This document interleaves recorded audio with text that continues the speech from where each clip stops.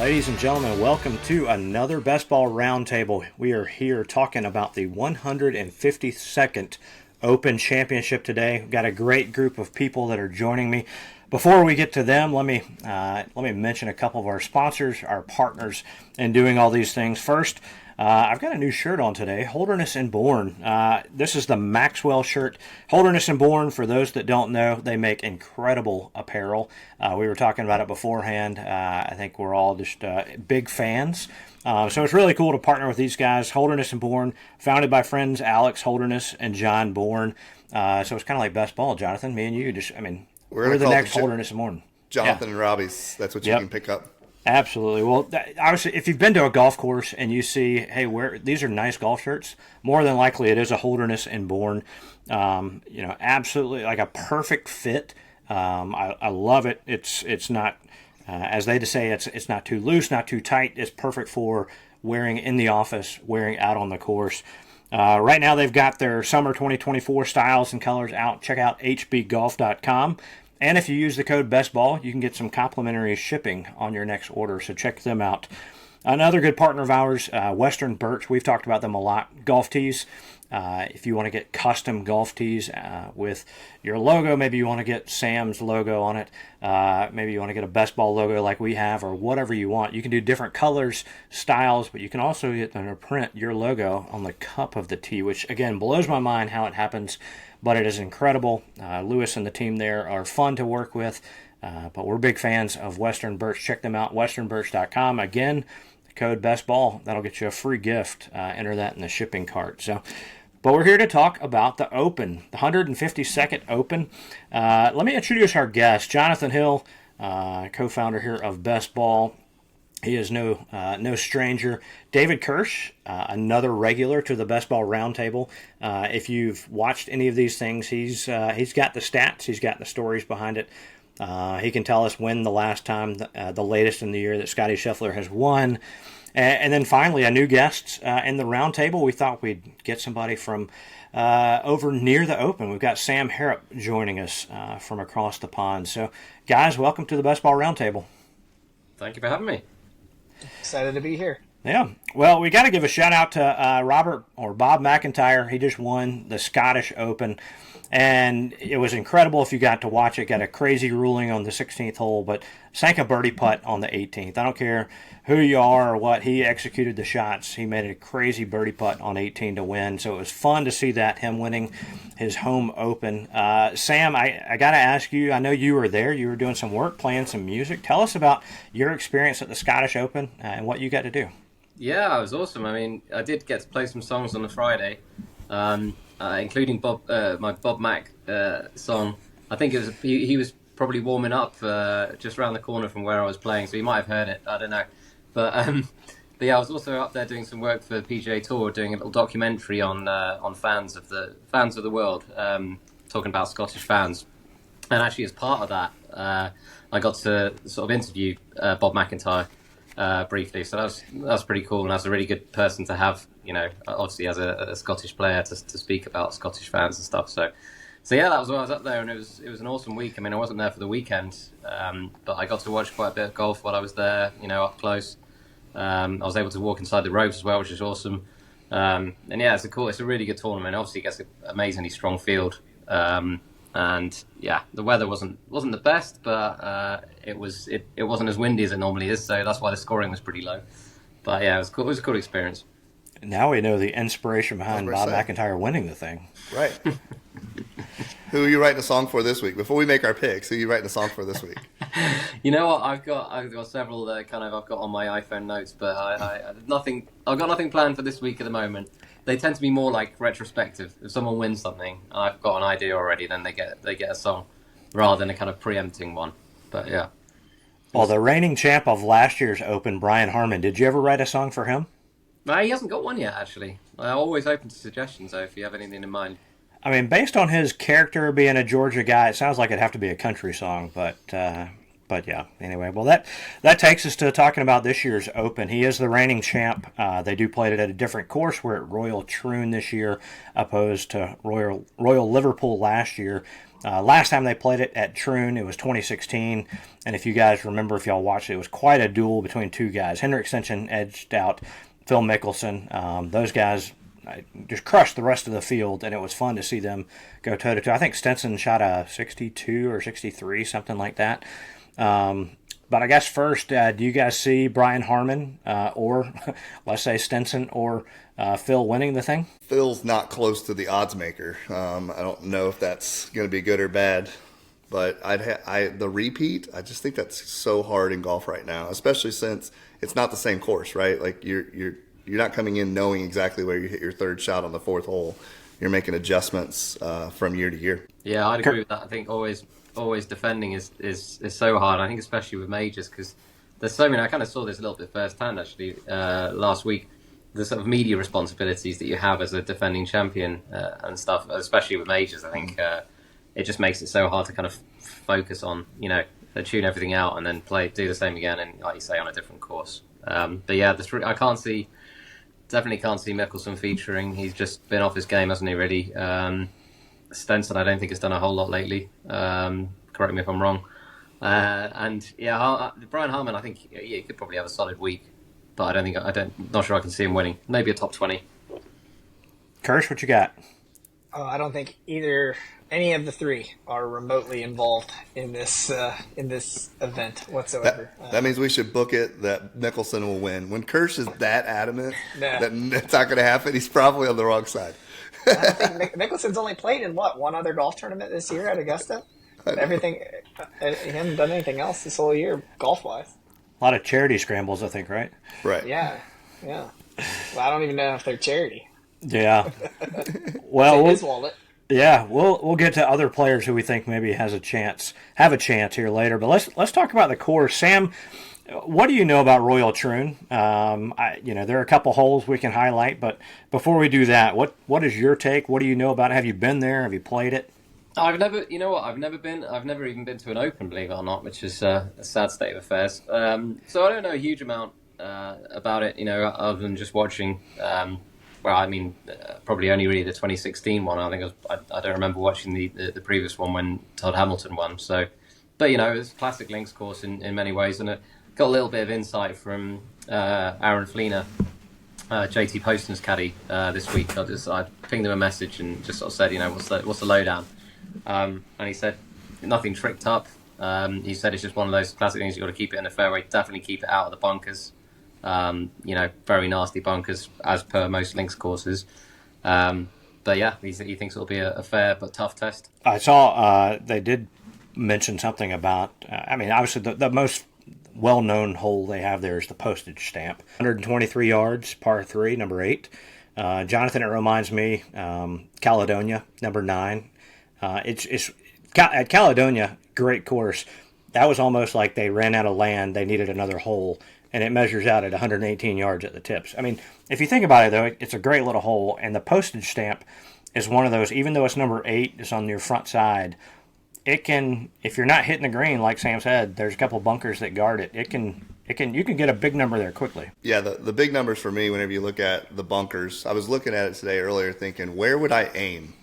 And then I was like, I'd aim here. But then who knows what the wind, the rain, and everything else. So I don't know how, as a pro, obviously, they're making those decisions, but we've all seen them back off whenever there's a gust. There's, you could have wind at, 100 feet up. That's different than where it is there. So you miss and you're in jail, right? There's nowhere to get out. There's nowhere to get back. Maybe not a 10 like I shot earlier this week, but at least not a 3, right? Kirsch, what are your thoughts on Royal Troon? I think it's probably the least known as far as, outside of the Postage Stamp. There's not a single hole in the back 9 that I guarantee most golfers are going to be like, I remember that hole. Or, hey, I remember the shot that was hit into there. It's kind of quite a bit like St. George's in that way, in which it's not super memorable, but it always tends to have a pretty good event. Second shot golf course, you can lay back off of a bunch of the tees and hit a little bit longer in just to avoid those bunkers off the tee. I did see, not that the ball goes too far and not that equipment might need to be rolled back, but Wyndham and DJ both drove it over the burn on, I think, the fourth hole this year, which did not happen once the last time it was at an Open, and they both just easily carried it, which is only a simple 297-yard carry these days for these guys. So it'll be interesting. It's definitely one of the shorter courses as far as the Open Rota, and so it'll be interesting to see. I know what Sam was saying there about it not being tricked up, but it's going to come down to the bunkers, and it's going to come down to the elements. Who's going to have the good side of the draw? Every Open, there's a good or a bad side of the draw, and half the field is basically eliminated right there, just on tee time selection alone. So that'll be something worth watching. You mentioned one of the shorter courses, but they are going to have the longest hole in Open history. Number 6, measuring out at 623 yards. It will be a par 5. They are keeping it at a par 5. But how do you guys think the pros will handle this? I mean, like you were saying, Kirsch, like they can crush the golf ball. So, I mean, will people be reaching it in 2? Everything that I saw today was that 6, 5, I think it's 4 and 6 are both par 5s. They both predominantly played downwind, and everybody got to them in 2 or really close today. So length is not a deterrent. It's really about who can hit, like you said, they might be laying up off the tee. When we talk about players, it's who can hit their long irons, hybrids, or whatever better than most and stick it tight. Sam, as we talk about courses, do you have a favorite? I know you said you haven't been to an Open, but do you have a favorite that's on the Rota? I think it's probably Muirfield, actually, for me. I just think because it's different to your standard links track. Most of them kind of go out and back in. And Muirfield's different from that, and it's a kind of bucket list course for me that I'd love to play on. It wasn't obviously that far from there this week when I was up in the Renaissance Club, but yeah, I think that's the one that stands out for me. Obviously, St Andrews is kind of probably the answer that most people would give, but yeah, I'll try and avoid the obvious answer. Yeah, Kirsch, do you have a favorite? I was gonna say Murfield. That's the one it's kind of the one that anybody who wants to go play over there, it's obviously the hardest to get on. The least amount of extra people play it, so you don't see it as often. So when the Open is there, it makes it just that much more special that you're able to see it and able to see those guys get tested by it. Jonathan, you got a favorite? It's the old course. I want to hit a ball into the hotel. Like, I don't think I could carry. I'm positive I couldn't carry. I mean, like, if I ricochet this off the wall, what happens next? You wouldn't be the first. You wouldn't be the last. No, not at all. Yeah, I would go with the old course or Carnoustie. I've been there, seen them both. Didn't play. I got to putt on the practice green at Carnoustie, thanks to the pro there. Actually, got to hold their copy of the Claret Jug. Nice. If you're an Open course, they have the opportunity to purchase one, kind of like the winning the champion golfer of the year has opportunity to purchase. And Carnoustie had one in. They were using a temporary locker room. This was the year before they hosted last, so maybe 2016. And that pro there was like, "Do you want to hold it?" And the answer is always yes. So, yeah, it was a treat to be able to hold at least a replica Claret Jug. But you weren't allowed to drink out of it then? No, not that one. I don't know, but the neat thing is they send it in every year. They have it. The winner engraved on there, so they keep up with who has won. It's not just the last time they got it. So, well, we talked about kind of the conditions of the course and weather plays. Like you were saying, Kirsch, weather is going to play into it. Whether you might get a good draw with an late tee time. Jonathan, you had looked, or no, Sam, or one of you guys had already looked at the weather forecast. What are we looking at for the weekend? Yeah, I mean, I had a look earlier on, and it looks like, I mean, again, a bit like last week, the Scottish Open, it doesntle look like there's going to be a huge amount of wind, at least by link standards, but there is going to be a lot of rain. It's going to be probably a little bit like last year, and there was a lot of rain, wasn't there? So it doesn't make a huge difference. It's not like it really softens up courses like it does, maybe in the States, but it will play into certain players' hands. Certain players are better at handling those sort of conditions, but.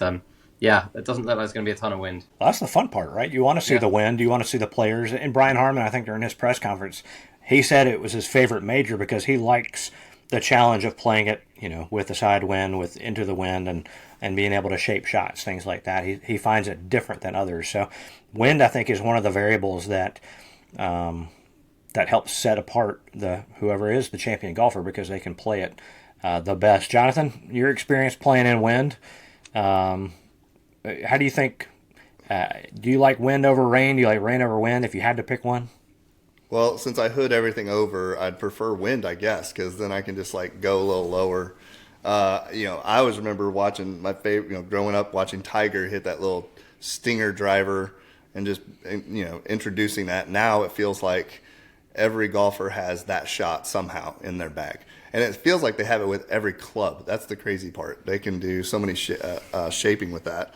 I think it goes back to what Kirsch, we talked about earlier this year in one of the roundtables. We really don't want to see an easy course. We don't want to see easy conditions because it just becomes monotonous. You feel a little bad. Whenever I watch with my wife, she always feels a little bad whenever like someone's stuck in a bunker and they can't get out, or they get out but they're penalized. But we like that, right? I want to be penalized. I don't want to see someone have to like hit 3 tries and still can't get out, because then it just feels like you're watching me play golf instead of somebody that's good.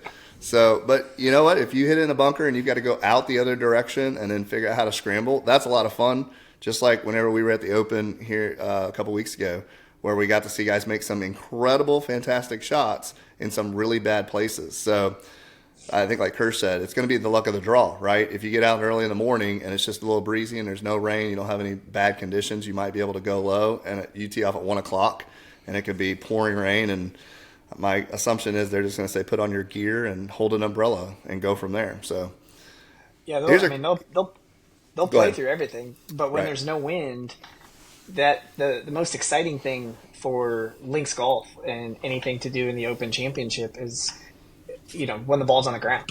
Mm-hmm. And when there's a lot of wind, you're going to play it lower. That means you got to land it shorter. Things are a little firmer.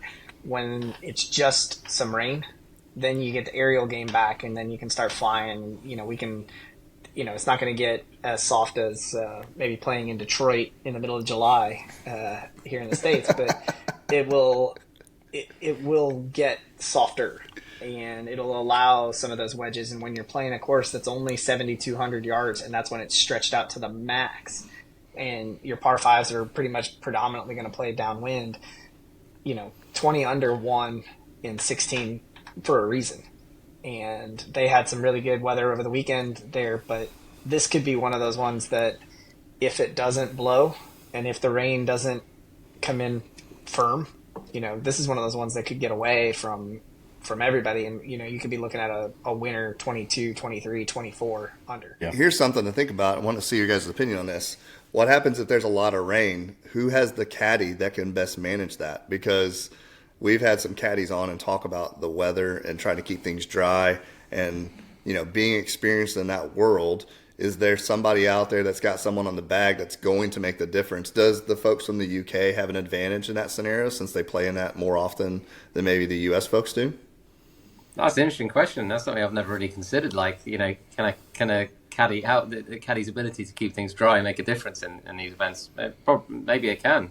I don't know. I would imagine that a sort of, your kind of British players might have an advantage in that situation, because the caddies will have the experience of that. But I don't know. I mean, they play so little over here now that I don't know. They all live in Florida now, anyway, right? Exactly. Well, and with all due respect to our caddy friends, and as a former caddy for a very long time, and a current caddy, depending on the day, I can tell you we overrate probably our ability to impact things outside of a couple of course management decisions here or there, and the kind of rain that they're going to get and that they usually have to play through. It's who can just be wet.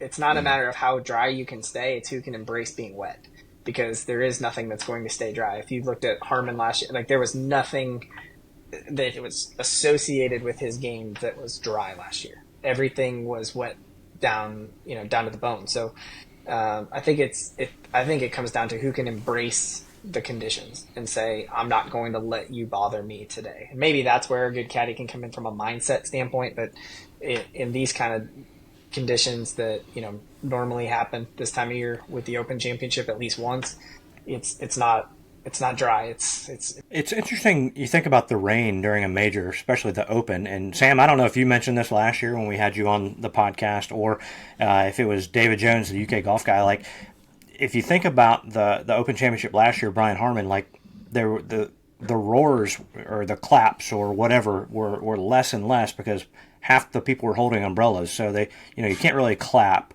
So it seems kind of a muted thing. Like if somebody hit a great shot, like there might not have been as big of a reaction. And so, Brian Harman just kind of quietly won by 5 or 6 strokes. Maybe because the crowd or the spectators were out of it a little bit because they were dealing with the elements as well. So it'll be interesting to see. Hopefully it doesn't rain. I would love to see the wind. I think, Jonathan, you might be the best wind guy out there. As much as you want to putt from really far off the green, that might be your thing, man. I've never played links golf. You're a links golfer. I'm more than happy to putt from 100 yards away. Done it a number of times. Even though I still keep reaching for the wedge in the bag, I keep making mistakes. And I'm like, you know what? If I just putted, at least I'd have been somewhere on the green. So, yeah. So I'd love to play links because of that, right? Usually larger greens, larger areas of approach. And 100%. I mean, I don't know. I don't think you can get to the postage stamp through the air. You do have to hit it over, or on the ground. You do have to hit it over things. But if there's nothing in the way and the grass is going to roll, keep it. And I'm also like a 45 handicap or something like that. So it's a little bit different than necessarily like these guys. They're going to be aiming for things and actually hitting it. So yeah. Well, let's talk about some of the players. Let me roll off the list here of current major champions this year. Obviously, we got Brian Harman that won the Open last year, but Scotty holds the Masters title, Xander won the PGA, and Bryson won the U.S. Open. Do you guys see any one of those 3 guys winning a second major this year? Sam? I personally don't think that any of those 3 will win. I can see Xander being there or thereabouts. I don't know. I don't think he'll win. Bryson, I don't think the Open really suits his game generally. I might be proven wrong there. And Scotty, as great as he is, I don't know. I don't think that links golf necessarily brings out the best in his game. That said, he's good at everything, right? So, if he brings his A game and he manages to keep it on the fairway and his putter's working, then of course he could win. But yeah, I see the winner coming from outside of those 3. Kirsch, I know you're not going to pick Bryson out of that group, but do you see the other 2 guys, either one of them winning this week? Scotty's interesting because Scotty was frustrated at the U.S. Open by the unpredictability of the lies that he was going to get if he missed the fairway. And there's nothing more unpredictable, as we've already talked about, than the ball on the ground at an Open Championship. You may hit the best drive in the world, and it may decide you just caught the right slope, and now it's going to roll for 65 yards, and you're going to end up in a place that you didn't expect to go. The difference here is, I think wherever it does end up, you have probably a little bit better understanding of, all right, I'm in the heather here. It's a thin lie. This is how that shot's going to get hit. Oh, it went into a bunker. Okay, I can take my medicine and do this, or hey, it's held up in the fairway here. Scotty's much more adept than any of those guys at moving the ball in all the necessary directions and hitting the shots necessary. Obviously my thoughts on Bryson aren't exactly unknown at this point, but he talks about it out at the Open. Like, I hit it higher. Look at the shot he hit on 16 at 15 at where Rory hit it over the green. He was able to hold the green. Now he 3-putted, but he was able to hold the green because he hit essentially a pitching wedge from 190 yards, which, we can have that debate later, but he hit it so much higher than Rory. It was 16 feet higher in the air. The angle of descent was everything about it was better. And we just talked about, if there's a little bit of wind, if there's a little bit of rain, it's not just about hitting it high and far. And so I think Scotty's going to be in the mix. I feel like he's just far enough removed from the events of the summer. I believe he won his last tournament that he played in. So right. I think he's okay. And I would lean out of that group, Scotty, for sure. Jonathan, what do you think? Well, I was watching Bryson's YouTube channel earlier this week, and he's got a brand new printed clubs that have a lower loft. I'm just messing around with Kirsch. It's one of those questions like those 3 guys or the field. you almost take the field with Scotty at the top going, ooh, if he's on.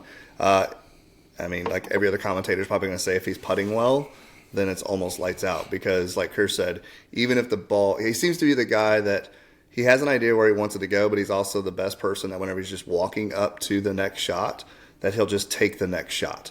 As opposed to, I meant to do this, and now I'm not there, and suddenly there's some sort of freak out or this odd adjustment. He will just walk up, evaluate it, and move on to the next shot. So, including if it's a bunker, bad bunker, he seems to avoid the hole that gets you out of contention. So if he can, if he comes in with a putter that's strong, then I think I'd still take the field.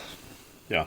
It's funny, like we talked before the U.S. Open, it was Scotty or the field, and I think everybody wanted to pick Scotty, and that was the first time we really saw a little bit of frustration, like you said, of, bad breaks or just couldn't really ever find his putter or find the reads or whatever it was. So saw a little frustration there, but I do agree that out of those three, I would probably go with Scotty. But speaking of the Open and somebody that was disappointed, we got to talk Rory. It's been a while since he's won a major. He's in good form, regardless of the finish at the U.S. Open. He's in good form. How does he get it this week? Does he get his major back this week for his fifth major? Jonathan, what do you think about Rory? I don't think he does. I don't know how far you have to be removed from that level of disappointment before it doesn't creep up. There's no way in the world, no matter how mentally strong you are, there's too much steps between one shot and the next that you can't stop doubt creeping up at some point on a 5-foot putt from somewhere. There's no way. You just can't. And so I'd have a hard time thinking that he's going to be able to withstand that 4 days of golf. There's just no way. Sam, you saw Rory in action. What do you think? How was he? I mean, he played well.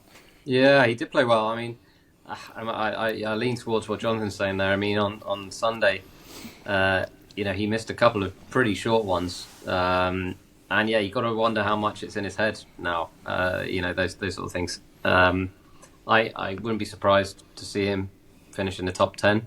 I'm not going to say I would be surprised to see him win. I wouldn't be surprised to see him win, but I think there's a bit of scar tissue there, which has to kind of, has to be a sort of question mark over him. I don't know if it's scar tissue yet, right? Possibly. Yeah, like that's a wound that feels like it could open up quickly. Yeah. Let's rewind the clock back to 2010. Here we go. A young, slightly more cheek-filled, fluffy-haired Rory McIlroy standing on the 13th tee box at Augusta National with his hand on top of his shaft and his head trying to go through those hands and into the shaft after hooking another ball out of play, which came after dumping one in the water, which came after finding the cadence on number 10, which came after firing a 40 on the front nine. And then he walked over, probably took a private plane to Washington, D.C., and won the U.S. Open by 1 million and crushed everybody. He can, because he has, overcome all of this. Did you have that written down somewhere? I love it. That had to have been written down. Oh, man, that was great. It was so anti-Rory that I was like, I can't believe I'm going to be here defending the guy. Sam, there's musical lyrics in that right there. Right. Of course he's going to learn. He's going to learn. He's going to figure it out, and he's going to say, I thought the press conference the other day was exactly what would have been awesome to hear, there, but I'm glad that he still said all of the things that he was probably feeling. Hey, didn't hit the shot. Hey, I was focused on Bryson too much. I was paying attention to what was behind. I didn't want to have a 10-footer coming back. You got to putt you got to make. That's where the focus is. And, I think he learned after Cam Smith at the Open, and that's gave him another second place finish, a couple of majors the following year. He went on, I think he won the FedEx. Like, he learns from these things. He gets incrementally better. And if winning a golf tournament is really, really hard. And if you flatten it out and you just say who's played the best, what's the highest average of finish over the last decade, it's Rory. And he's gonna bounce back. These are not fast, slick greens. you're going to be able to hit every putt with pace. And to me, that's a huge help to him. I think he will excel the most if he's 2 or 3 shots back on Sunday.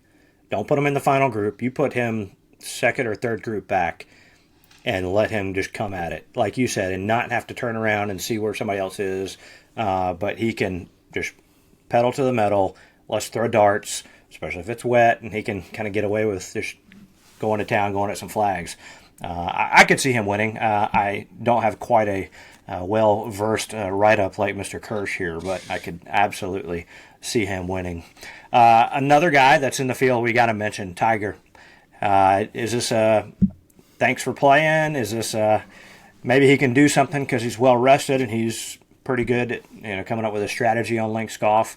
Sam, you got any thoughts on Tiger? It's so hard, isn't it? Because he's someone you never want to rule out, right?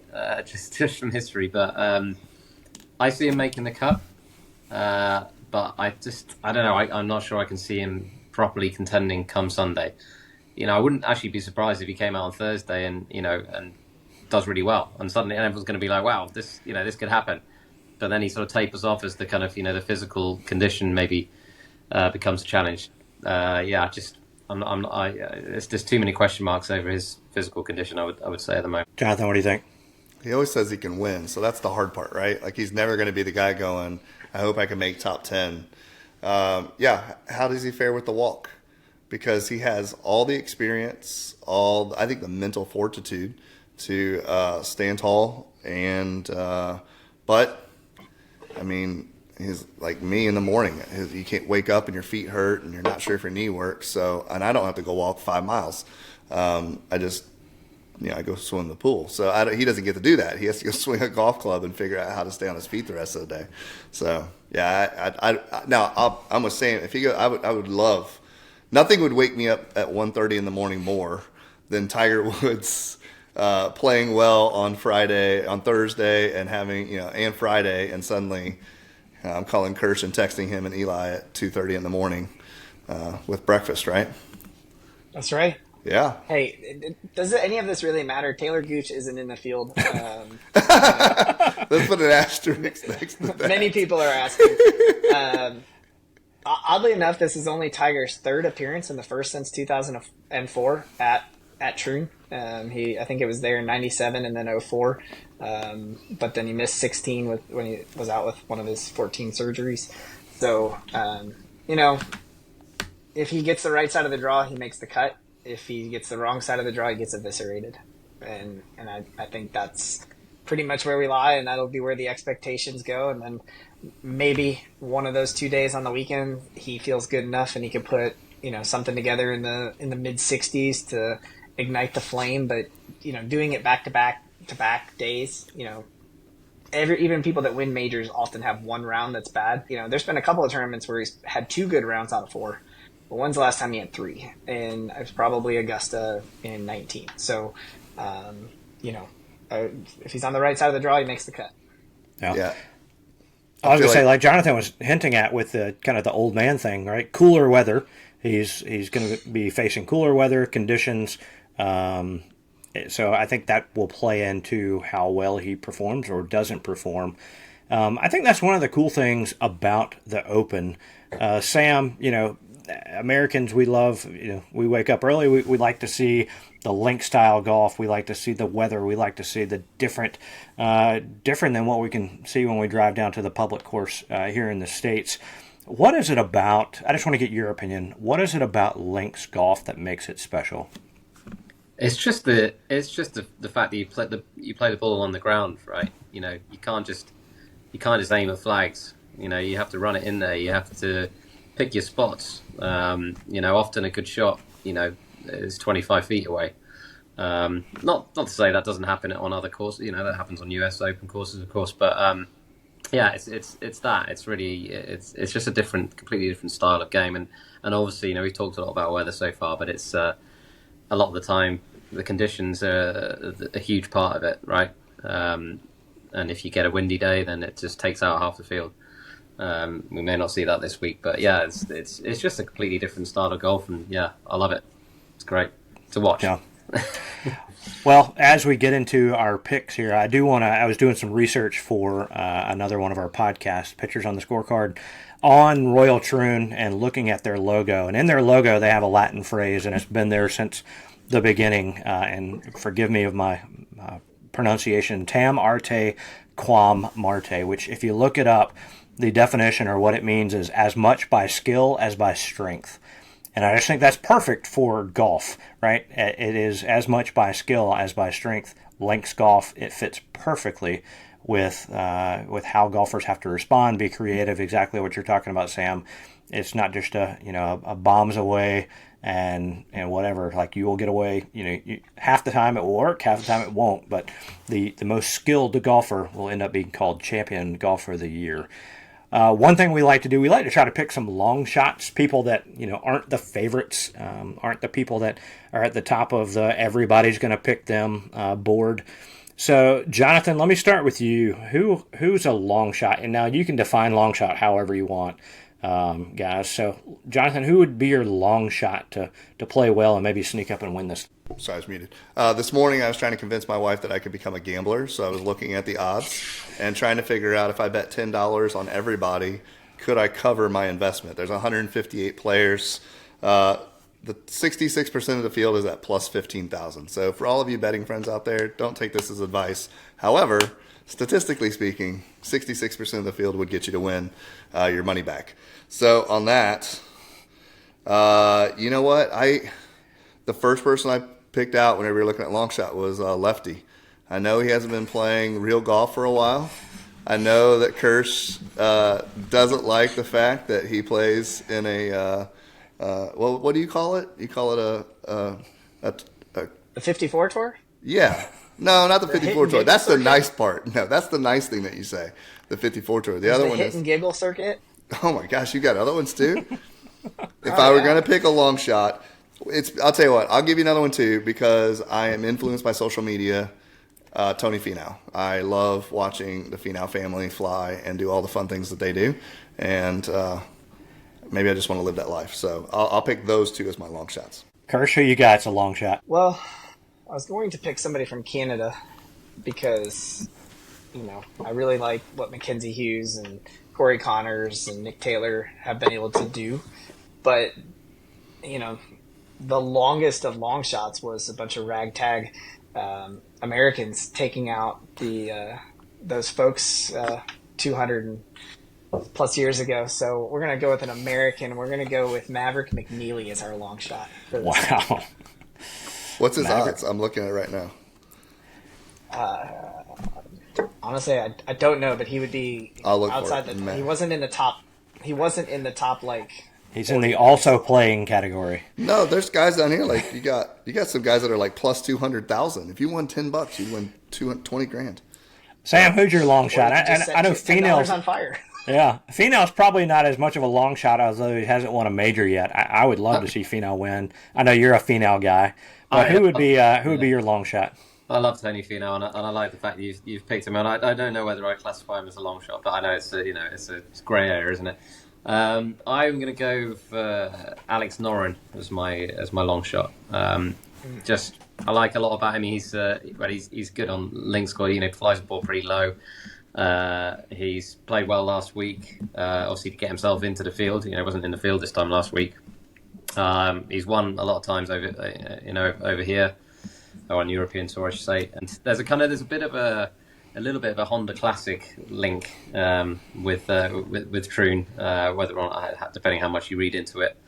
But he's got a good record there as well. He's in top 10 this year. Yeah, I think he could do something. I mean, it's a big ask, obviously, to win to win a major at the age of, I think he's 43, I think. But there is a precedent. If you look at the leaderboard last time, Troon, 3 of the top 4 were in their 40s. So I think maybe it could be one for the oldies this week. There you go. Don't say old at 43. Come on. Oh, right. Yeah, exactly. Yeah, right. That puts me well into the ancient category. How old's Phil, by the way? Over 43. Just in case you were wondering, for those keeping score at home. Yeah, at 43, I don't feel like I could win the Open. That would be the long shot of long shots. You got to be playing as well to be able to participate. I'm going with a long shot. He's 20,000 odds, but he's been playing well. The French guy, Matthew Pavon. I think he'll play well again. He's had a good year, and it'll be interesting to see how a good run at the U.S. Open will translate for him at Troon. So, all right. So let's get into our picks. Who we really think might actually win this thing. Sam, I'll start with you. Who do you have winning then? All right. You know what? We talked about rain in the forecast, and when I think rain, I think Shane. So I'm thinking Shane Lowry. I mean, the guy, he's got a great game off the tee. He's obviously won an Open before. We'll love those sort of conditions. I think if it's like that, yeah. You just picked him so that you can write a song. Let's be honest. Like Rain and Shane, you'd be like wind and if he doesn't win, a little "Blame It on the Rain" by Milli Vanilli might be in order. There you go. There you go. Oh, I like it. Yeah, he's a good one. Yeah. Jonathan, who you got winning? My spirit animal, Tommy Fleetwood. He has cut his hair a little bit. He's got some good odds, so he's ready for the wet weather, which is why he got a haircut. That's the insider scoop. So if Tommy can pull it off, then that'll be great. Yeah, it would be fun to see him win. Yeah. Jonathan will pick Fleetwood, by the way, for every time we do any kind of picks. Not every one. Until he wins the first one. Then I'll be like, I'll never win again. Yeah. It's like me playing the same first word in Wordle. One day I'm going to get it on the first guess. Early. Oh, Kirsch, who you got? In the non-Scotty Scheffler division, I can tell you Ludwig, Victor, and Xander are not going to win. They may fly close to the sun at some point, but they are not going to win. It is going to be your runner-up from the U.S. Open, young Rory McIlroy. Oh, that's why the soliloquy was there, because he's been planning, he's been creating the anticipation and the build-up. It's a narrative. It's a character arc throughout the story. I would say we could cut each other, bet who's going to cut their hair if Rory or Fleetwood wins, but we won't go that direction. Yeah. Well, I was leaning one or two directions. Rory was one. I think he's going to play well. I think he's a guy that can rebound from the disappointment of the U.S. Open. But since you went with Rory, I'll go with a guy who is also very close and has one of these claret jugs, Colin Morikawa. I think he's a guy that can play the conditions well. I look for him to be in a top 10, if not winning the whole thing. So it'll be fun. So let me ask, Sam, you might be out of the running for this question, but I know Kirsch does. You guys get up really, really early to start watching this? Kirsch, tell us your morning routine Thursday, Friday. Yeah, we will. There will be a lot of coffee. We call it. My wife knows this as coffee golf season. So last weekend is probably the last 3 weekends is about as good as it gets for coffee golf on the weekends in the States. You had Silverstone and F1 race with Wimbledon going on 2 weeks ago. This past weekend, you had the Wimbledon finals and the Scottish Open going on. And now this weekend, you've got the Open Championship. So it's a heck of a run for coffee golf. But Thursday, Friday is much, much calmer. Thursday, Friday is, get up, have some coffee, wait for everybody to wake up. I'll probably go swim my laps and get a quick workout in at some point. And then I'll conveniently not be able to make it into the office for a little while and have to finish up some rounds. But I'll have multiple screens going once we get into the office time. And then come the weekend, it's, breakfast burritos and everything else that comes along with coffee golf. There you go. Jonathan, you waking up early? Well, it's going to be a contest between screens because the Tour de France will be running on Peacock, and so will the Open. So I'm going to have to make sure that I don't probably the replay if I were to guess. Because what time does it actually start? I thought I saw streaming time starting at 1:30 in the morning. 1:30 Eastern time. Yes. I don't live that kind of life anymore. That's 20 years past my bedtime. So 100% I will not be up at 1:30 in the morning. I used to do the early tee times or early watching for the Open, but I feel like the networks try to cram most of their commercials during that time. So you're up and you're probably getting 50 minutes out of an hour of commercials, and it's not as fun. So it depends on the tee times too, right? If Scotty goes at 3 a.m., 3:30 in the morning, yeah, you can talk Might about going to wake bed up, at 9 yeah. and getting up at 3:30 and watching that. But if, they're not going to put anybody awesome in that 1 to 3 a.m. Eastern range. Yeah. That's for sure. Sam, what does your viewing look like for the Open? I mean, I pretty much be watching the whole thing. I think I fortunately work from home, so I can just kind of have it playing, in the background the whole day, and yeah, that's very much the plan. Very nice. Well, guys, this has been a lot of fun. Exciting week of Open Championship golf coming. It's been fun talking with you all and figuring it out. We'll do a little recap show as well after this thing and see how wrong or right our predictions were. But for Sam and David and Jonathan, this is Robbie. Appreciate you guys listening to another Best Ball Roundtable.